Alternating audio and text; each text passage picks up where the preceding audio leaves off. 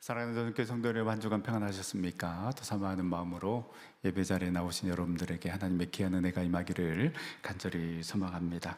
오늘 말씀의 제목이 너는 복이 될지라인데요. 우리나라처럼 복을 좋아하는 민족이 있을까 싶습니다. 곳곳에 복자를 새겨 넣습니다. 숟가락에도 복자가 들어가고 방석뿐만 아니라 집안 곳곳에 또 이 복자를 또 액자로 담아서 걸어 놓기도 하고 부적처럼 가지고 다니기도 합니다. 그리고 우리가 새해가 되면 하는 인사가 있죠. 새해 복 많이 받으십시오. 이렇게 인사하는 것도 우리 민족이 얼마나 복을 소중히 여기는지 잘 보여준다고 할 수 있습니다.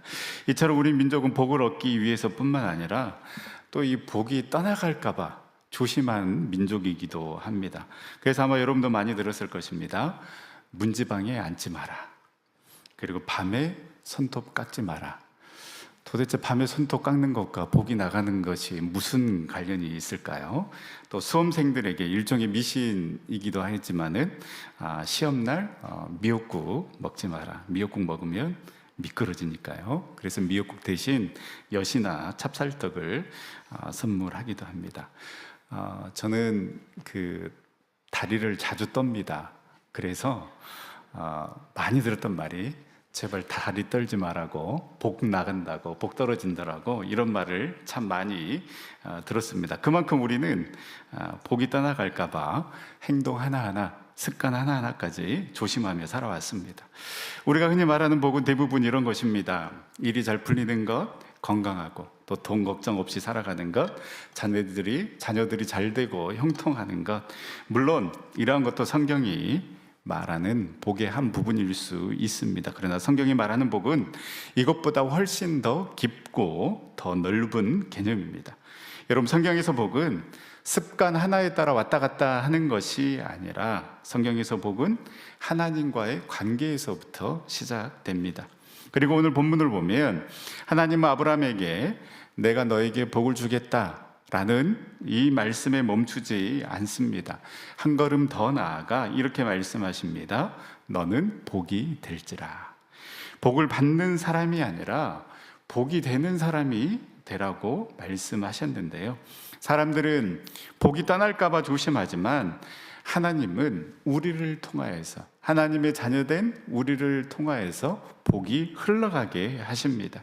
오늘 말씀을 통해 어떤 인생이 복된 인생이고 복이 되는 삶은 어떤 삶을 살아가야 하는지 묵상해 보며 은혜를 나누고자 합니다.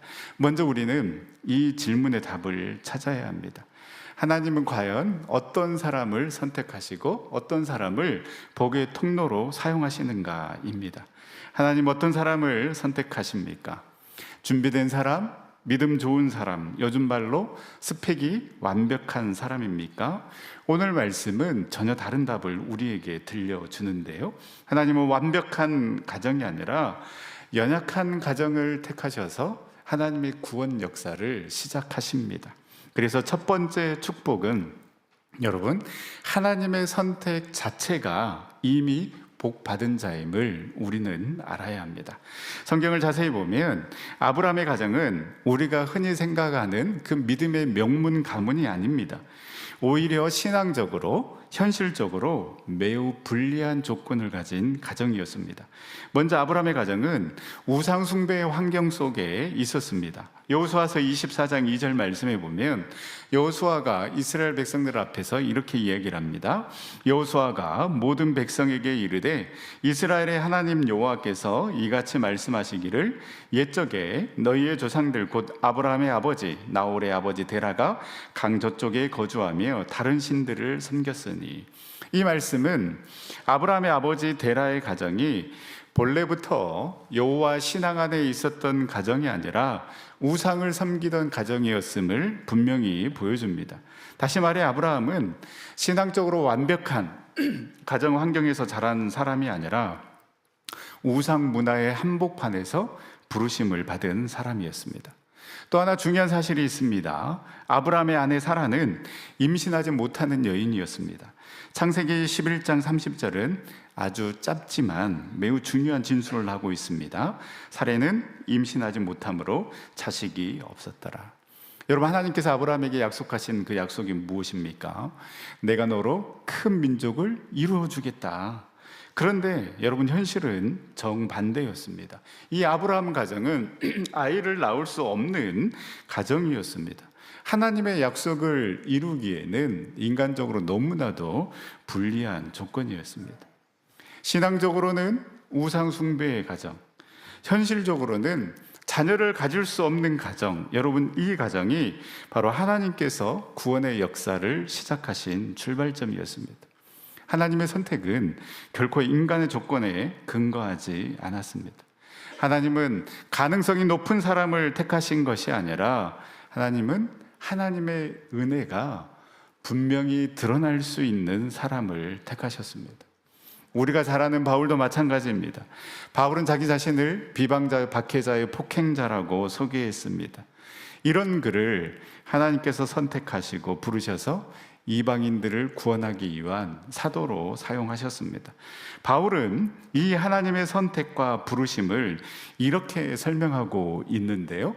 고린도전서 1장 26절에서 29절 말씀인데요. 좀 길지만 우리 함께 읽어보도록 하겠습니다. 형제들아, 너희를 부르심을 보라. 육체를 따라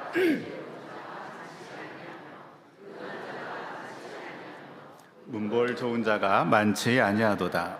그러나 하나님께서 미련한 것들을 택하사 지혜 있는 자들을 부끄럽게 하려 하시고 세상의 약한 것들을 택하사 강한 것을 부끄럽게 하려 하시며 하나님께서 세상의 천한 것들과 멸시받는 것들과 없는 것들을 택하사 있는 것들을 폐하려 하시나니 이는 아무 육체도 하나님 앞에서 자랑하지 못하게 하려 하심이라. 아멘.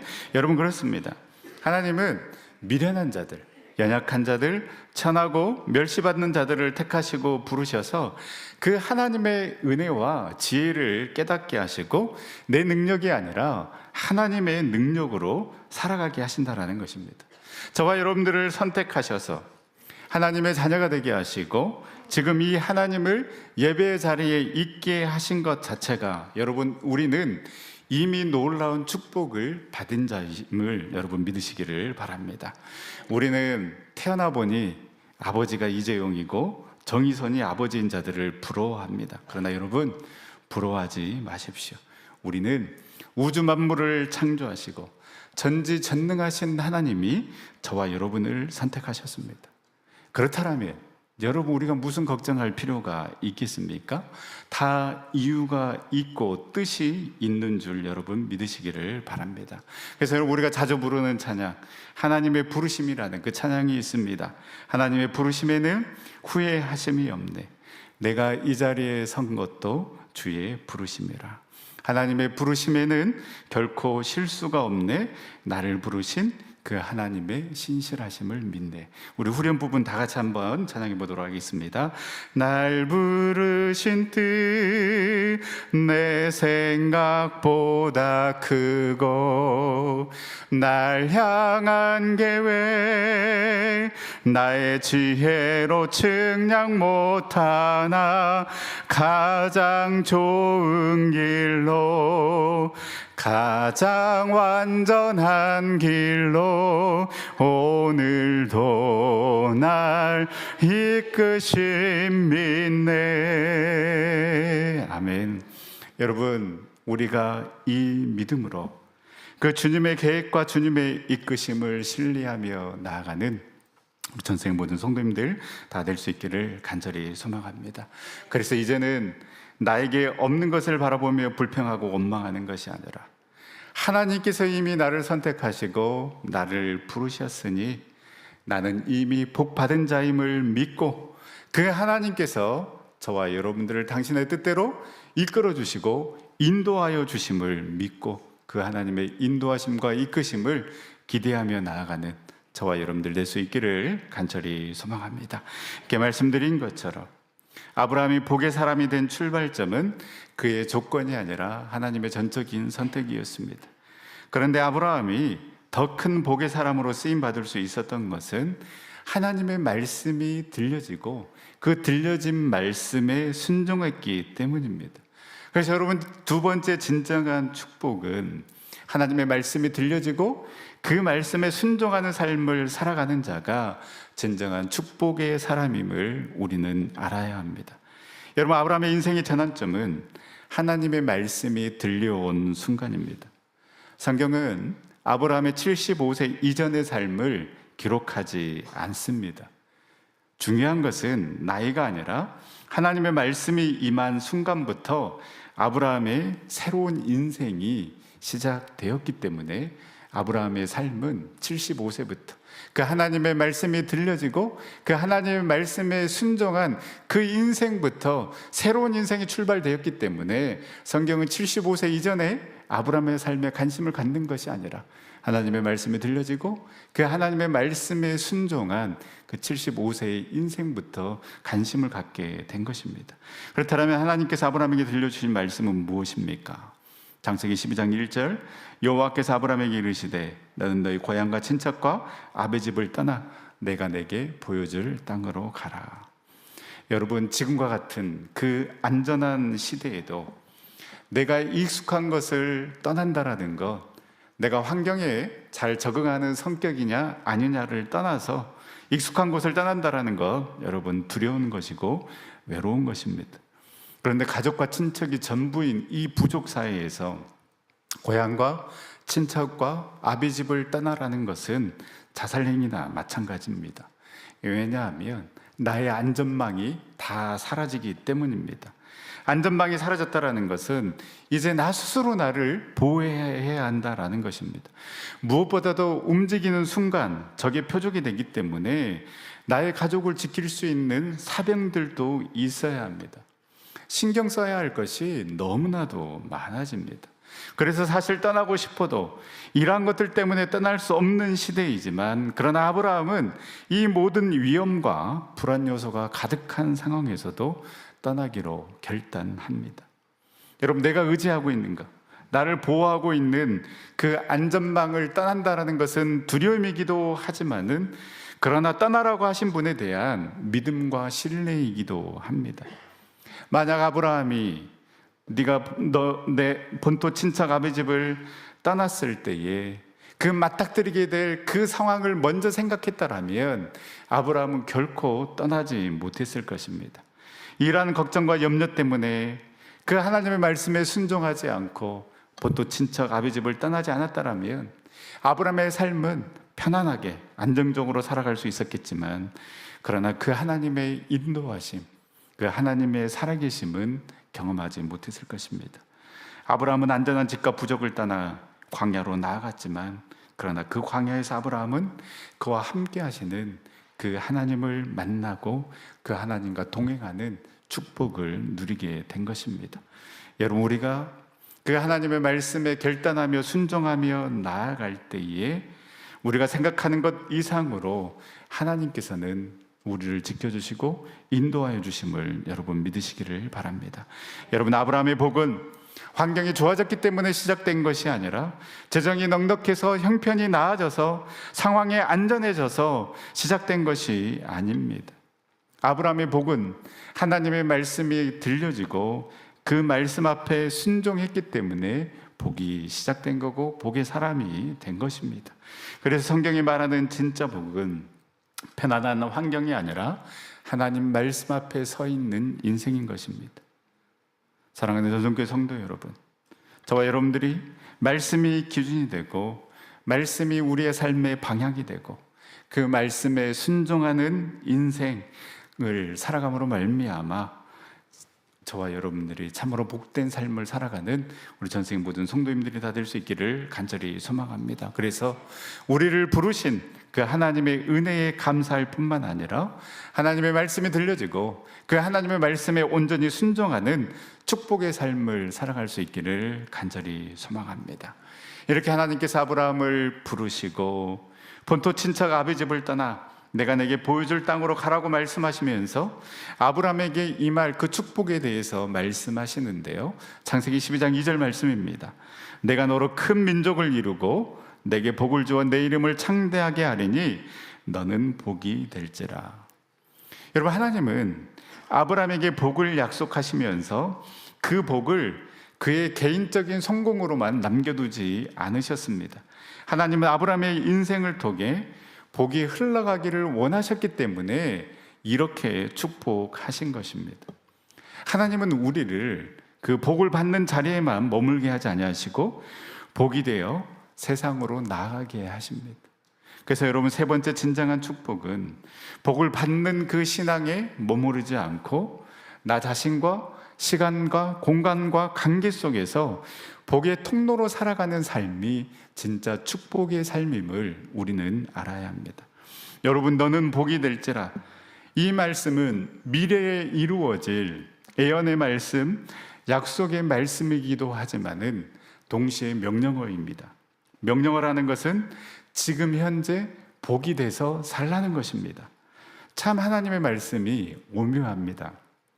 약속의 말씀인데 마치 지금 나에게 임한 것처럼 살아가라는 것입니다.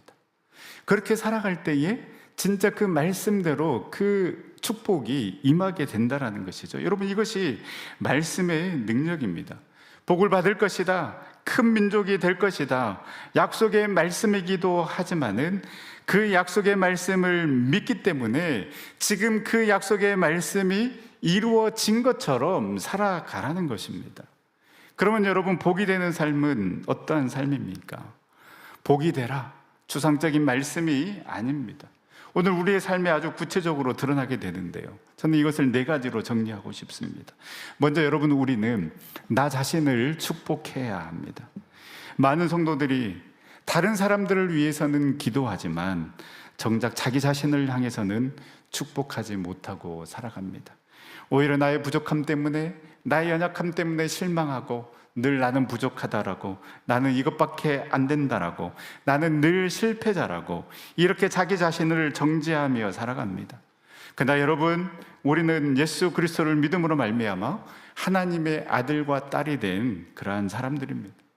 종처럼, 노예처럼 죄책감 속에서 살라고 부르신 것이 아니라 하나님의 자녀답게 살아가라고 저와 여러분들을 부르셨습니다. 그래서 여러분, 믿음의 사람, 축복의 사람은 이렇게 고백해야 합니다. 하나님, 감사합니다. 나를 하나님의 자녀로 불러주시고 하나님의 자녀로 세워주셔서 감사합니다. 하나님, 연약하지만 주님 안에서 새 사람이 된 나를 축복합니다. 그렇게 여러분 자신을 축복하며 나아가 보십시오. 내 자신을 축복하는 것, 교만이 아니라 하나님의 은혜를 인정하는 믿음의 태도라고 할 수 있습니다. 여러분, 내가 얼마나 복된 존재인지를 알지 못하면 교회를 섬길 수도 없고 전도도 할 수도 없고 선교 현장에 나아갈 수 없고 다른 사람도 축복하기 어렵습니다. 내가 나 자신을 축복하지 않는데, 내가 복된 사람이라는 것을 알지 못하는데 어떻게 다른 사람들을 축복할 수 있겠습니까? 복이 되는 삶은 먼저 하나님 앞에서 내 정체성을 회복하는 것에서부터 시작되는 것입니다. 이렇게 나 자신을 먼저 축복하며 내가 참으로 복된 존재이구나 라는 것을 깨닫게 될 때에 비로소 여러분, 나에게 주어진 것들을 축복할 수가 있게 되는데요. 두 번째, 우리는 시간을 축복해야 합니다. 여러분, 지금 이 시간은 어떠한 시간입니까? 그냥 지나가는, 흘러가는 시간이 아니라 하나님이 주신 시간입니다. 만약에 여러분, 우리가 이 시간에 집에 있었더라면 텔레비전 앞에 있을 수도 있는데 지금 우리는 하나님의 말씀을 듣고 있습니다. 여러분, 이것 자체가 은혜입니다.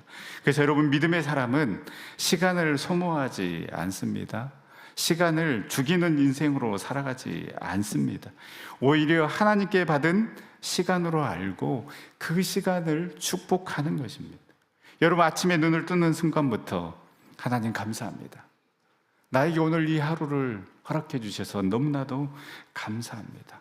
여러분, 직장에 나갈 때도 하나님, 오늘 이 시간을 축복합니다. 또 책상 안에서 공부할 때도 하나님, 지금 이 시간을 축복합니다.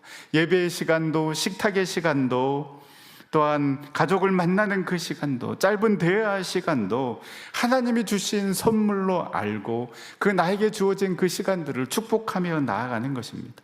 여러분, 이렇게 시간을 축복하면 시간이 내 삶에 그냥 흘러가는 시간이 아니라, 아무런 의미 없는 시간, 그냥 킬링 타임이 아니라 세이빙 타임, 블레싱 타임이 되는 것입니다.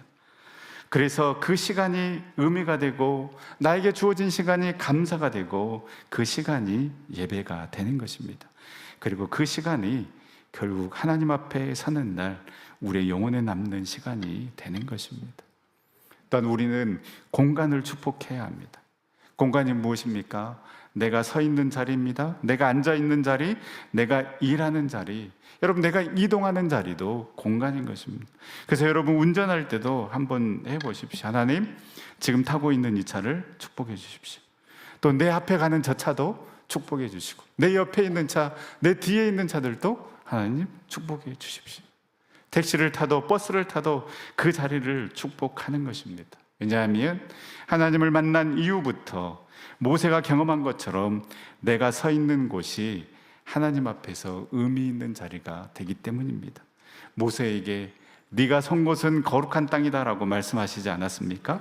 이 말은 모세에게만 해당되는 말씀이 아닙니다. 하나님을 만난 사람은 그 다음부터 자기가 밟는 땅을 탄식의 자리로 만들지 않고 축복으로 바꾸는 사람이 바로 하나님을 만난 사람이 되는 것입니다. 여러분, 교회에 올 때도 걸으면서 이렇게 한번 해보십시오. 하나님, 이 길을 축복하여 주십시오.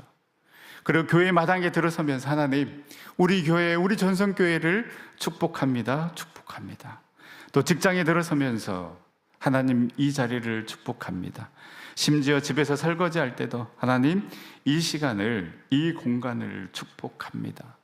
여러분, 이렇게 나에게 주어진 그 시간을 축복하고 내가 있는 그 자리의 공간을 축복하게 되면은요, 내가 왜 여기에 있지? 내가 왜 이런 일을 해야 되지라는 그 탄식이 줄어들고, 하나님, 내가 여기에서 무엇을 해야 합니까? 라는 기도가 나오게 되는 것입니다. 공간을 축복하는 사람은 현실을 회피하는 사람이 아니라 그 현실 속에 하나님을 모셔오는 사람인 것입니다. 그리고 네 번째, 우리는 인간, 즉 사람을 축복해야 합니다. 여러분, 사실 시간과 공간을 축복하는 것도 중요하지만 여러분, 복이 가장 많이 흘러가는 통로는 결국 사람입니다. 우리가 사람을 대할 때 습관적으로 평가하고 비교하고 마음으로 밀어내는 경우가 참 많습니다. 그런데 여러분, 복이 되는 사람은 다릅니다. 사람을 만나면 마음속으로부터 먼저 이렇게 고백하는 것입니다. 하나님, 이 사람을 축복합니다. 내가 아는 사람이든 모르는 사람이든 내 마음에 들든 내 마음에 들지 않든 먼저 이 사람을 축복하는 것입니다. 그리고 그 축복의 첫걸음은 존중입니다. 나보다 어리다고 함부로 대하지 않고, 나보다 어렵다고 위축되지 않고, 나보다 낫다고 시기하지 않고 하나님의 형상으로 존중하는 것입니다. 여러분, 가정에서도 한번 해보십시오. 우리 남편 되시는 분들, 오늘 집에 가셔서 아내에게 꼭 한마디 해보시기 바랍니다. 여보, 고마워. 정말 나와 함께 살아줘서 너무나도 고맙다고. 하나님이 당신에게 늘 평안과 기쁨 주시기를 원한다고. 이렇게 이야기하면 갑자기 왜 그러냐고, 당신 무슨 사고 쳤지? 라고 이렇게 나올 수 있지만은 어색해도 괜찮습니다. 여러분, 축복은 연습입니다. 또 아내 되신 분들도 남편에게 당신 수고했다고, 우리 가정을 위해서 너무 힘써줘서 고맙다라고, 그렇게 여러분 한번 축복해 보십시오. 그리고 우리 자녀들도 축복해야 합니다. 아이들이 어리면 그 어린 아이들에게 머리에 손을 얹고 축복해 보십시오. 그리고 좀 더 컸다 그러면 손을 잡고 어깨를 토닥이고 짧게라도 네가 내 아들이어서, 네가 내 딸이어서 너무나도 고맙다고, 하나님이 너를 지켜주시고 축복해 주시기를 바란다고. 여러분, 이렇게 우리 자녀들을 축복해 보시기 바랍니다. 그러면 분명히 애들이 엄마 아빠 미쳤어 라고 이렇게 이야기할 겁니다. 그러면 그래, 나 예수에 미쳤다라고 미친 척하고 우리 자녀들을 한번 축복해 보시기 바랍니다. 이 축복의 한마디가 우리 자녀들을 살릴 수 있습니다. 여러분, 직장에서도 마찬가지입니다. 옆 사람을 경쟁자로만 보지 마시고 하나님, 이 사람을 축복합니다 라고 기도해 보십시오. 그리고 우리 자녀들에게도 학교에 가서 친구들을 축복하고 와라고 그렇게 여러분 가르쳐 보십시오. 여러분, 기독교는 축복의 종교입니다. 여러분, 물론 우리가 하나님께 복을 구하는 것도 필요합니다. 건강이 필요하면 건강을 구해야 합니다. 물질이 필요하면 물질을 구해야 합니다. 마음이 무너질 때는 회복을 구해야 합니다. 그러나 여러분, 거기서 멈추면 안 됩니다. 하나님이 복을 주시면 그 복을 붙잡고 감싸 안는 사람이 아니라 나누는 사람이 되어야 하는 것입니다. 바로 이것이 너는 복이 될지라 라는 뜻입니다. 미래의 복이 될 것이다 라는 것이 아니라 지금 복이 되어 그 복으로 살아가라는 하나님의 명령인 것입니다. 그러면 사랑하는 전영교회 성도 여러분, 우리는 무엇을 해야 되겠습니까? 먼저는 나 자신을 축복하고 나에게 주어진 시간과 공간을 축복하고 나와 함께하고 있는 그 수많은 사람들을 축복해야 합니다. 이렇게 살아갈 때에 우리는 복을 구하는 신앙에서 한 걸음 더 나아가 복이 되는 삶을 살아가게 될 것입니다. 그리고 하나님은 그런 사람을 통해 아브라함에게 약속하신 것처럼 땅의 모든 족속이 너로 말미암아 복을 얻을 것이다 라는 그 약속을 오늘 저와 여러분들 통해 이루어 가실 줄 믿습니다. 말씀을 마치겠습니다. 오늘 하나님은 아브라함을 부르시며 우리에게 복의 길에 대해서 분명하게 보여주셨습니다. 그 연약한 가정을 택하신 그 하나님의 은혜 안에서 우리의 인생은 이미 축복의 자리, 복을 받은 그 시작을 했다라는 것입니다. 또한 하나님은 우리에게 말씀하시고 그 말씀에 순종하는 길로 부르시면서 너는 복이 될지라 하시며 복이 되어 흘러가게 하십니다.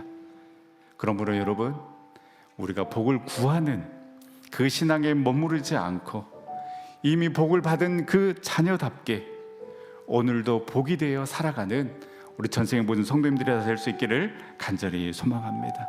그래서 이번 한 주 여러분 마음껏 나 자신을 축복하고 또 하나님이 주신 나에게 허락하신 그 시간을 축복하고 또 내가 서 있는 자리를 축복하고 내가 만나는 사람을 축복함으로 말미암아 우리를 통해 그 하나님의 놀라운 은혜가 흘러가게 하시는 그 주님의 놀라운 뜻에 순종하는 삶을 살아가는 그 축복의 통로의 삶을 살아가는 우리 전생의 모든 성도님들 다 될 수 있기를 간절히 소망합니다.